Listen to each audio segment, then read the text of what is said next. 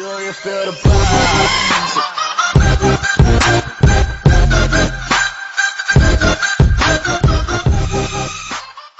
Assalamualaikum, this is Deepa and welcome to my channel Study with Deepa. So beta, today we are going to start our next topic, which is Dr. Abdul Salam.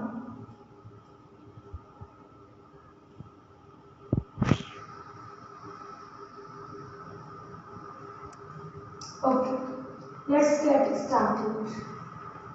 Dr. Abdul Salam was born in Jhank, a small city in Pakistan in 1926. बेटा जो doctor Abdul Salam थे वो झंग में एक छोटा सा शहर है पाकिस्तान में, उसमें जो है ये पैदा हुए कौन सी ईयर में 1926 में. He was very intelligent from his very childhood. ये बहुत ही ज़हीन थे अपने बचपन से. He passed every examination with distinction. इसने अपना हर एग्जाम जो है बहुत ही अच्छे मार्क्स से पास किया. Because of his good performance in education, he was awarded scholarship for higher studies in UK. इनकी जो अच्छी परफॉर्मेंस थी तो इसकी वजह से इनको अवार्ड मिला स्कॉलरशिप के लिए, मतलब वो फर्दर अपनी स्टडीज को कंटिन्यू कर सके यूके में. He came back in Pakistan in 1950.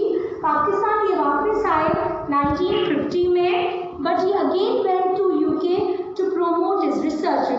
Pakistan आए, फिर वो यूके चले गए अपना जो भी रिसर्च वर्क था उसको कंटिन्यू करने के लिए.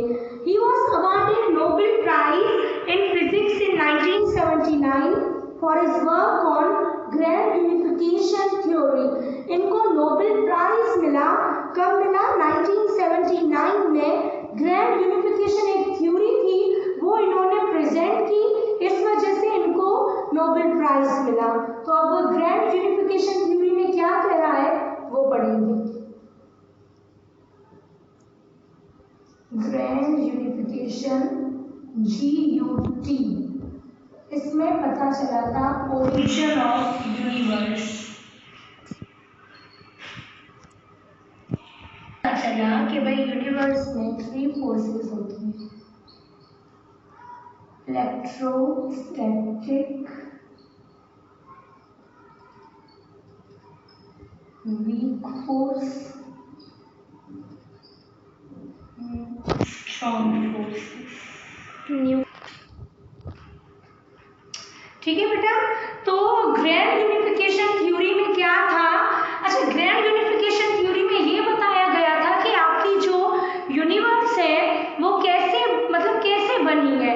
हमारी बेटा जो यूनिवर्स का आगाज हुआ था वो बिग बैंग थ्योरी थी, तब हुआ था. बिग बैंग थ्योरी में बेटा क्या हुआ था कि भाई अर्थ जो हमारी थी उनका टेम्परेचर बहुत ही बढ़ गया था, तो एक बहुत बड़ा सा धमाका हुआ जिसे क्या कहते हैं, बिग बैंग थ्योरी. तो बेटा ग्रैंड यूनिफिकेशन थ्योरी में हम क्या पढ़ते हैं? Origin of universe. यूनिवर्स का ओरिजिन क्या है, और ये पता चलता है कि यूनिवर्स में 3 फोर्सेस होती हैं. एक इलेक्ट्रोस्टैटिक फोर्स जो इलेक्ट्रॉन्स के बीच में होती है, वीक फोर्स जो वीक फोर्सेस में ग्रेविटेशनल वगैरह जो फोर्सेस हैं वो, और स्ट्रॉन्ग फोर्सेस में जो न्यूक्लियर फोर्स है वो आती है. तो भाई डॉक्टर अब्दुल सलाम का नाम इतना मशहूर क्यों है? Why he is renowned scientist?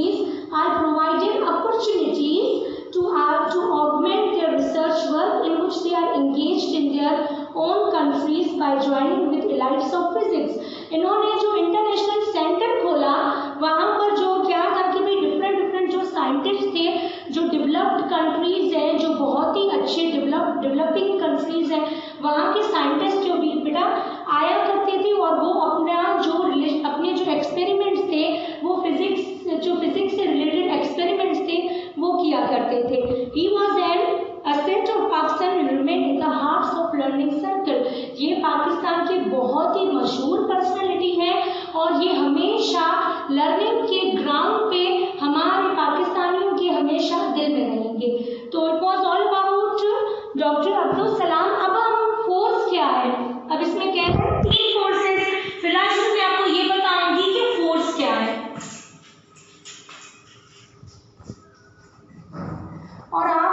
और इसलिए मैं रिमूव कर रही हूँ, आप सोचेंगे कि भाई मिस हमने नोट ही नहीं किया।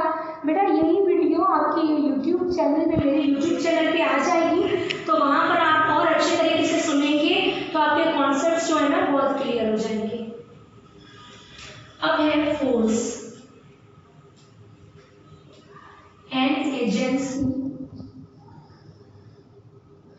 which tends to change in position of object। अब बेटा फोर्स क्या है, हमने ये तो पढ़ लिया कि भाई 3 कहीं पर, अच्छा डिफरेंट टीचर्स वो बताते हैं कि भाई 4 अर्थ पे फोर्सेस है, तो आप कंफ्यूज ना हो, बेसिक 3 होती है, मगर आप 4 भी अगर कहेंगे तो आपका गलत नहीं होगा। मतलब जो बेसिक फोर्सेस है ना वो 3 ही होती है, but if you are saying that there are 4 forces it will be also correct. Okay, तो फोर्स क्या है? फोर्स बेटा एक ऐसी एजेंसी, एक ऐसी चीज जो आपके मोशन को चेंज करे। मैं यहाँ पर खड़ी हूँ, I will stay at rest, ये मैं रेस्ट की पोजीशन में, कोई मैं जगह नहीं चेंज कर रही, पर जब मुझे फोर्स लगेगी, कोई धक्का मारे या फिर मेरे अंदर फोर्स है, उसकी वजह से मैं अपनी पोजीशन को चेंज करूंगी। तो फोर्स क्या है? फोर्स वो एजेंसी है जो किसी भी ऑब्जेक्ट की बेटा जो पोजीशन है उसे बेटा क्या करते हैं, चेंज करते हैं। ठीक है, तो अब देखें फोर्स का फॉर्मूला MA। भाई एक क्वेश्चन, अगर आपका दिमाग अच्छा है तो एक क्वेश्चन आएगा कि मिस मास क्यों लेते हैं हम, ग्रेविटी, हम वेट क्यों नहीं लेते, why we are taking mass, weight क्यों नहीं लेते, जबकि हम तो कहते हैं मास भी वजन, वेट भी वजन। Is there any difference between these quantities? Yes, there is a lot of difference. बेटा मास जो आपका कांस्टेंट रहता है, वेट जो आपका चेंज होता है। तो आप पूछती हैं ना, एक्चुअली ये गर्ल्स के क्वेश्चंस होते हैं, कह रहे तुम्हारा वेट कितना है, हम ये नहीं पूछते तुम्हारा मास कितना है। बेटा मास जो होता है ना वो कांस्टेंट होता है। कैसे होता है? मास मतलब जो आपकी बॉडी के अंदर हो। सपोज करें एक चीज आती है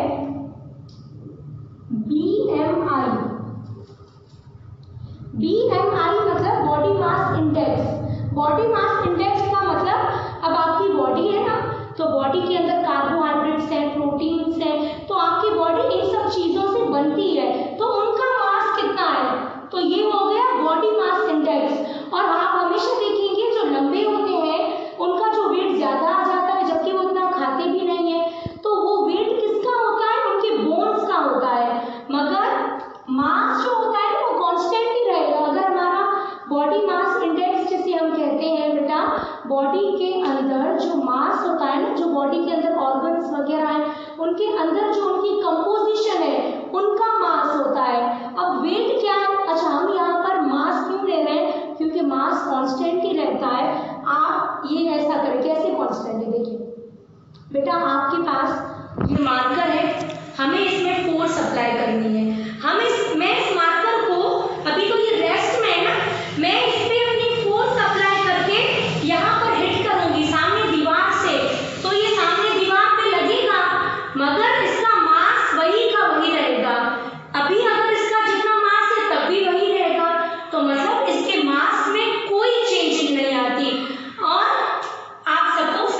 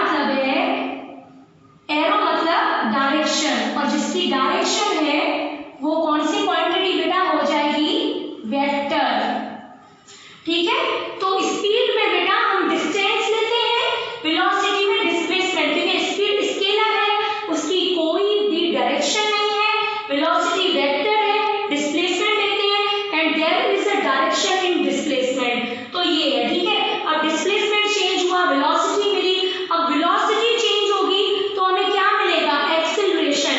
जैसे यहाँ पर 2 मीटर पर सेकंड है, यहाँ पर 4 मीटर पर सेकंड है, तो जो वेलोसिटी का चेंज आता है बेटा वो क्या है, एक्सेलरेशन। तो F is equal to ma, force लगाते हैं तेजी पैदा होती है, एक्सेलरेशन पैदा होती है। अच्छा, उसके बाद जो है फोर्स से वर्क भी पैदा होता है।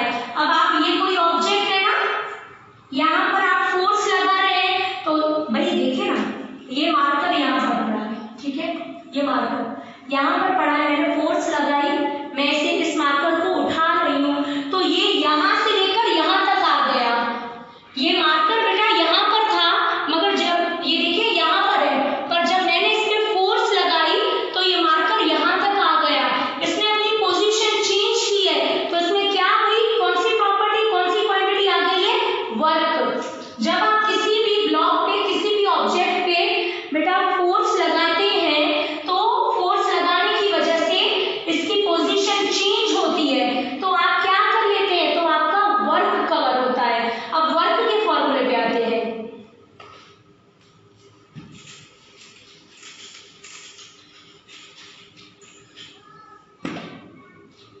W is equal to F S cos theta. अब इसमें हम क्या ले रहे हैं, डिस्टेंस ले रहे हैं, हम इसमें डिस्प्लेसमेंट नहीं ले रहे, डिस्टेंस स्केलर क्वांटिटी है, हम ये ले रहे हैं, ठीक है बेटा। अब उसके बाद जो है हम कर रहे हैं, अब कॉस थीटा क्यों लेते हैं, इस डायरेक्शन में अगर कोई काम हो तो कॉस थीटा, और अगर ऊपर काम हो तो साइन थीटा, ठीक है। अगर कोई भी काम इस डायरेक्शन में हो रहा है ना, तो हम कहेंगे ये हॉरिजेंटल, और कोई भी काम अगर ऊपर इस डायरेक्शन में हो रहा है तो हम कहेंगे वर्टिकल, और हॉरिजेंटल में कॉस थीटा होता है, वर्टिकल में साइन थीटा। आप देखिए इस ऑब्जेक्ट को फोर्स इस तरफ से लगा रहे हैं, इस तरफ, या ऐसे नहीं लगा रहे, आप फोर्स इस तरफ लगा रहे हैं, तो क्या एंगल होगी, कॉस थीटा, ठीक है बेटा। तो ये था, और उसके बाद अब वर्क पैदा हुआ, वर्क जब आपकी बॉडी में स्टोर होता है तो उसे आप क्या कहते हैं, एनर्जी, ठीक है। तो ये था हमारा टॉपिक डॉक्टर अब्दुल सलाम। अच्छा एक मिनट, आंचल, दया, उमेश, प्रेरणा अपना अच्छे से कवर कर दिया। अब हमारा दूसरा है doctor Abdul Qadeer Khan. He was born on 1 April 1936 at Bhopal in India. बेटा जो डॉक्टर अब्दुल कदीर खान थे, वो कब पैदा हुए, 1 अप्रैल, मतलब अप्रैल फूल, 1936 में भोपाल में इंडिया में पैदा हुए। He obtained MSc metallurgy degree from Holland. इन्होंने एमएससी मेटलर्जी डिग्री जो है हासिल की होलैंड से। He was selected as research assistant in the same university. उसी यूनिवर्सिटी में जो ऑफिसर से भी ज्यादा होते हैं, असिस्टेंट ऑफिसर, वो मतलब वहां पर वो सिलेक्ट हुए। उन्होंने पीएचडी डिग्री हासिल की यूनिवर्सिटी ऑफ लीवेंट बेल्जियम से। एक्सपर्ट थे बिल्कुल, यूनिको इनरिचमेंट प्लांट होलैंड, वो जॉइंट वेंचर, मतलब ये लोकेशंस हैं। When doctor Abdul Qadeer Khan imbued with the supreme spirit of patriotism, जब डॉक्टर अब्दुल कदीर खान में वही जो पेट्रियटिज्म की एक स्पिरिट आ गई थी, एक जोश आ गया था, तो ये अपने मुल्क में, अपने वतन में वापस आए, पाकिस्तान में, टू ऑनर हिम, उनको इज्जत देने के लिए the former engineering research laboratories has now been named as AQ Khan research. मतलब उनकी इज्जत में अभी जो है ना, इंजीनियरिंग के जो स्टूडेंट्स हैं, जो लेबोरेटरीज बनी है AQ रिसर्च लेबोरेटरीज के नाम से। He has been awarded Hilal Imtiaz by the government of Pakistan. Pakistan की गवर्नमेंट ने मतलब इनको हिलाली इम्तियाज का नाम दिया। ही contributed in making Pakistan nuclear state. इन्होंने कॉन्ट्रीब्यूशन दिया पाकिस्तान को न्यूक्लियर स्टेट में। न्यूक्लियर स्टेट का मतलब है, मतलब जो बॉम्ब्स वगैरह अभी पाकिस्तान में है, मतलब न्यूक्लियर वेपन्स जो उनको दिए पाकिस्तान ने, वो डॉक्टर अब्दुल कदीर खान थे। आपकी समरी है, सब चीज़ें हैं। तो बेटा आज ये हुई हमारे जो टॉपिक्स थे वो मतलब अल्लाह की रहमत से बहुत अच्छे तरीके से हो गए, हम सबने समझा। हाँ मुझे पता है मैंने स्टार्टिंग वाली बेसिक आपको जो मैं नहीं दे सकी, टाइम नहीं था इतना, मगर इंशाल्लाह अब नेक्स्ट जो यूनिट है हम बिल्कुल स्टार्टिंग से करेंगे। एमसीक्यूज भी मैं कोशिश करूँगी, जो पहला यूनिट है इसके एमसीक्यूज बेटा जो है वो भी पोस्ट करूँ, ठीक है। तो अब जो हमारे पास हम कल स्टार्ट करेंगे, हमारा जो सेकंड यूनिट है वो स्टार्ट करेंगे इंशाल्लाह। तो उम्मीद है आपको ये सब समझ आ गया होगा। इजी टॉपिक्स थे असल में, तो अब पता चलेगा कि फिजिक्स क्या है, आपके जो नेक्स्ट यूनिट है ना उनसे पता चलेगा। तो कल बेटा फिर मिलेंगे इसी उम्मीद